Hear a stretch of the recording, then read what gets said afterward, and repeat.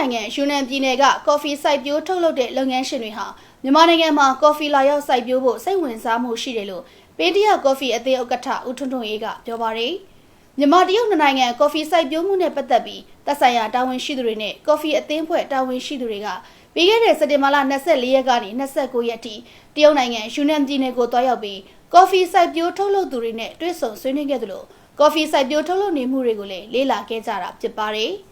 တရုတ်လုပ်ငန်းရှင်တွေနဲ့မြန်မာနိုင်ငံကကော်ဖီကိုဝယ်ယူဖို့စိတ်ဝင်စားသလိုမြန်မာနိုင်ငံမှာလာရောက်ပြီးကော်ဖီစိုက်ပျိုးဖို့ကိုလည်းစိတ်ဝင်စားမှုရှိတယ်လို့ဦးထွန်းထွန်းအေးကပြောပါတယ်။အဓိကတော့သူတို့ယူနန်ပြည်နယ်မှာလည်းကော်ဖီတော့စိုက်တယ်လေ။ဒါပေမဲ့သူတို့သုံးဆွဲမှုမလုံလောက်ဘူး။မြန်မာပြည်မှာကော်ဖီတွေကိုလည်းသူတို့ဝယ်ချင်တယ်။နောက်သူကမြန်မာပြည်မှာလည်းအခြေအနေပေးသူတို့ကော်ဖီလာပြီးစိုက်ပျိုးချင်တယ်။နောက်တခြားနည်းပညာပိုင်းဆိုင်ရာတွေပူပေါင်းဆောင်ရွက်ဖို့လည်းဆွေးနွေးကြတာတွေရှိပါတယ်။ဒါပေမဲ့ကျွန်တော်တို့မြန်မာကော်ဖီကိုသူတို့စိတ်ဝင်စားတယ်။နောက်မြန်မာပြည်ကိုလည်းလာပြီးတော့စိုက်ပျိုးထုတ်လုပ်ဖို့သူတို့စိတ်ဝင်စားရဲဆိုရင်တော့တိုက်ပြည်တွေလည်းကြိုးရှိဖြစ်ပါတယ်